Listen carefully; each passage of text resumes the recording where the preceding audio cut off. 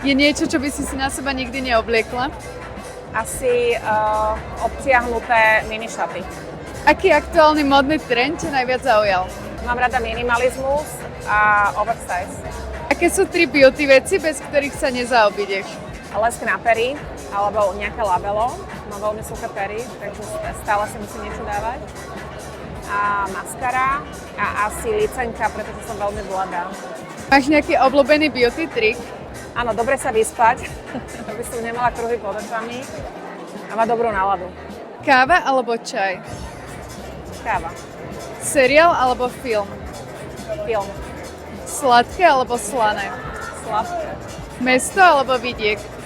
Aj, ale tak dajme vidiek. Leto alebo zima? Leto. More alebo hory? More. Varenie alebo objednávanie jedla? Varenie. Dobrodružstvo alebo pohodlie doma? Dobrodružstvo. Rané vstávanie alebo ponocovanie? Ponocovanie.